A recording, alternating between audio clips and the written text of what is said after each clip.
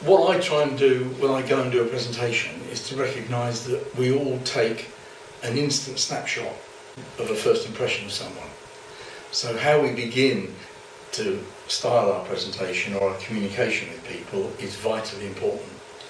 And that involves everything from posture, from tone of voice, speaking quickly or speaking slowly. But in the first impression, what we do is we try and decide whether we're safe with the person who's talking to us, because it goes back to the fight or flight instincts of how we survived on this planet. And what we do, I think, is look at the individual we see before us, and in the blink of an eye, we put that person into a pigeonhole that we then determine either makes us feel safe and confident, or it makes us feel wary and inhibited to want to get involved with the person. We look for clues, for symptoms that reinforce whatever that instant first impression was. So what do? We find things that reinforce our first impression. We find what we're looking for. If I ask you to remember what kind of car you now drive and how many you see on the road now compared to how many you saw on the road before you bought one like it, is it more now or less? Definitely more. Right. Do you think there are more now? No. Precisely, which is why we see what we're looking for. And that's really what first impressions are about. So how you present yourself to be an open and transparent and approachable person is vitally important.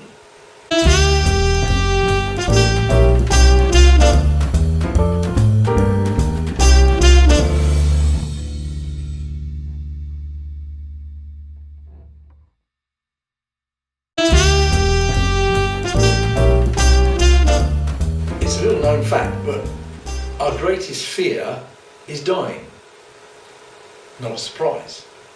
Our second greatest fear is actually speaking in public. So those of you that are nervous about that concept, you're in the majority. The third greatest fear is dying while speaking in public. How do you avoid doing that? Well, by building a bridge and a bond with your audience. And you do that by eye contact. Now, I noticed Karen was quite good at actually making sure that she was looking at all of us when she was speaking. And what you're doing with an audience is you're using the audience as a feedback forum for your communication. And what I do, if it's a school where a little guy down here is fidgeting away, is I focus on the little guy fidgeting away for a while, but I don't let everybody else go. I just keep going back to this little guy until I've got his attention back to me. I describe it as like casting a net over your audience. If you imagine that you're a fisherman and you're throwing a net over these people, that's really what it's about. You're looking to reel them in, not in a surreptitious way or in a nefarious way, but in a wholesome, I would suggest, and an encouraging way. But eye contact is vitally important, and you can use eye contact in close-up situations even more powerfully. You can use your eyes to push on somebody, and you can drive into somebody to make them aware that you're really getting this point home to them. Or you can allow your eyes to float back, and you're more likely to encourage some reaction from the person, like you shaking your head now, than if I was pushing you and driving you into your seat. So how we use eye contact and how we use our ability to keep an audience is vitally important to what we're doing.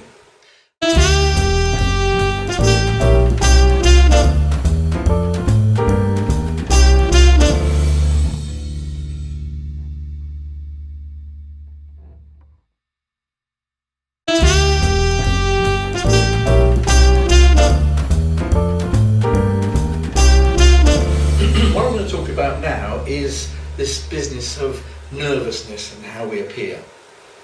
And there is a concept that I use with people that I coach who want to develop personal presence. And I've described personal presence as some people have it, some people don't. The people who have it are the people who, no matter what you're doing, when they walk into a room, somehow you know they're there. And when they speak, they actually command your whole attention. They're using a three-dimensional communication skill that actually makes sure that everything that they're trying to transmit to you is coming across. Now, we can control how we appear fairly easily. And why we don't teach kids this in schools is beyond me. What we do with young people is we say, stand up straight, stick your chest out, stomach in, now talk to us. And what we're doing is we're asking that child to physically change their whole persona. What I'll do is I'm going to try and give you two examples now of the difference between someone who is centred and someone who is not. And you tell me which of these people gives you the most confidence. Okay. It'll only be a very short snip. All right.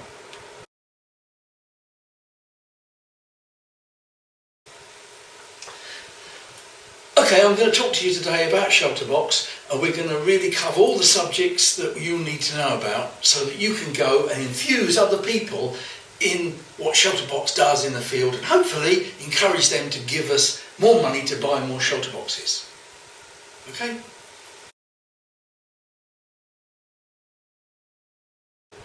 Okay, I'm going to talk to you today about Shelterbox and what it contains, and hopefully how you can go out and talk to people and enthuse people about what Shelterbox does in the field and how it helps people, and hopefully raise more money to buy more boxes.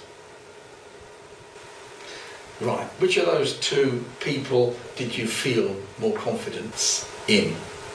The first or the second? Second. I think second. Yeah, although I have to say, not a lot of difference. No, that's probably blowing the audience. No, but the fact that you were able to discern Yeah. that there wasn't. So where would you go? Would you go the first or the I'd second? go the second, yeah. Yes, okay. And do you know what was different about the two people? You seem to want to sort of blow yourself up and then be all excited with the first one. Whereas Yeah. the second one came across more naturally, that you knew what you're talking about and the confidence was there. Absolutely. And it just Right, came okay, across.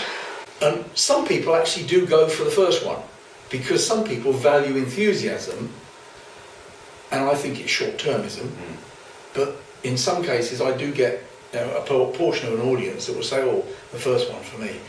But actually, the difference between achieving the first and the second is the physiology that I adopted. Now, in the first one, what I did was I took several deep breaths and I pumped myself up, and that's a good thing to do every time in either model, okay? Because what we're doing is we're oxygenating our brain through our lungs, which is operating our mouth.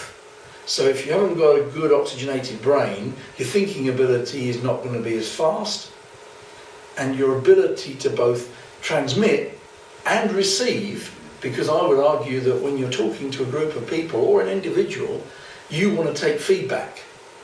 You want to see if somebody looks askance at something you've just said, and then maybe extrapolate. The second thing we do is lower our centre of gravity. In the first occasion, I was here. Ah! Now, when you're frightened, what do? You tense. And where do you tense?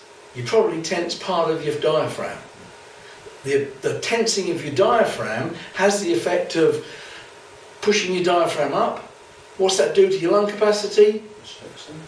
It restricts it, exactly. So what's your ability now to oxygenate your brain, better or worse? Worse. Okay, so if we can adopt a posture that means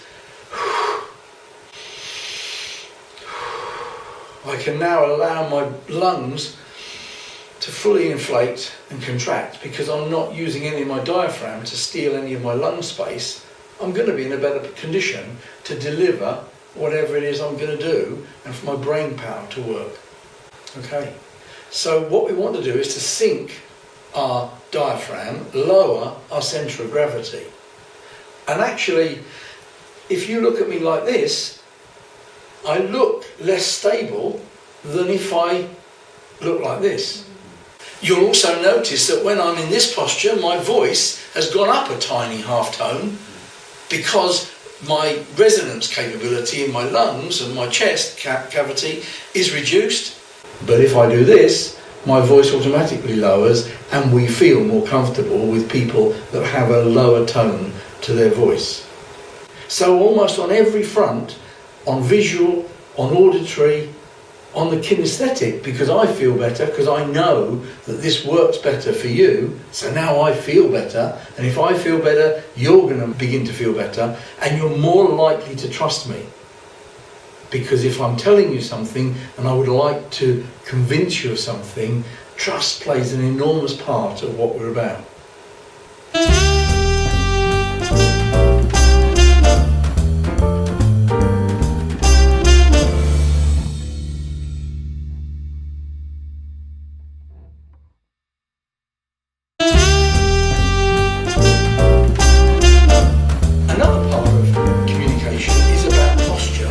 Positioning. If I talk to you like this, I would move my nose about 1/4 of an inch up higher than it was before.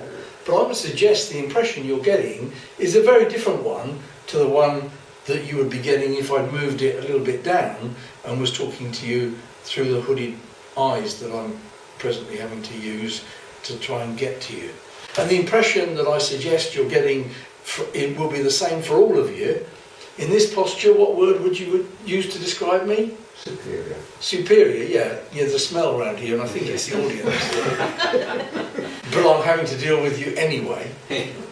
But down here, what do you see?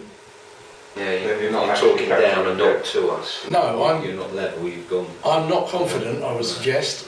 I'm submissive. Introverted. Yeah, good. And if I use my eyes and I hold my posture so that the maximum width of my eyes is on you as now, does this appear more natural and more even-handed? Yeah. Do I look as though I'm submissive to you? Or do I look as though I'm superior to you? Probably less likely. So posture, just even in the way we hold our head, has a massive impact on how people perceive us.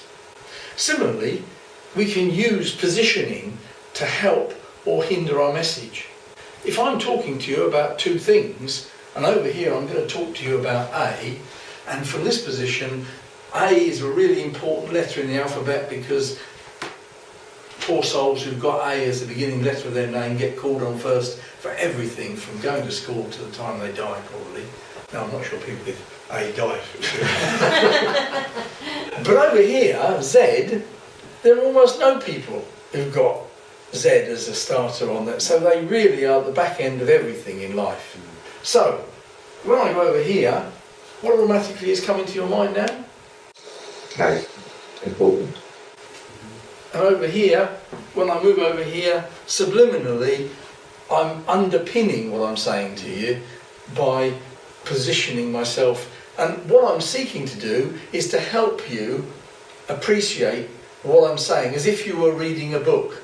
So, chapter 1 over here, about A, then moves to chapter 2 over here. And if you can help people's comprehension in accepting your messages, that's key to you leaving them with something that hopefully they'll remember some of when they take it away.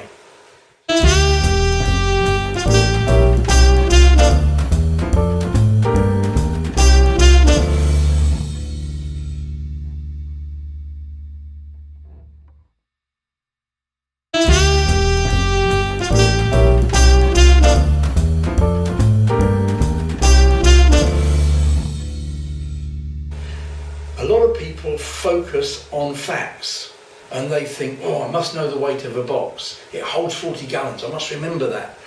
I must know the dimensions of the box. Oh, I must remember how big the tent is. In a week's time, do you think any of your audience are going to remember any of those facts? No. In a year's time, are they going to remember anything at all about what you had to say, other than that maybe Shelterbox helps people in disasters? But I guarantee for years after, if they can recall the moment that you spoke to them, what they will remember is how you made them feel. And if you think back to a presentation you attended a year ago, you won't be able to remember what the person said in detail, but I bet you can capture pretty succinctly and pretty truthfully how they made you feel. So how we make people feel is crucial to when we give presentations, indeed when we communicate under any circumstances. Okay? Yeah.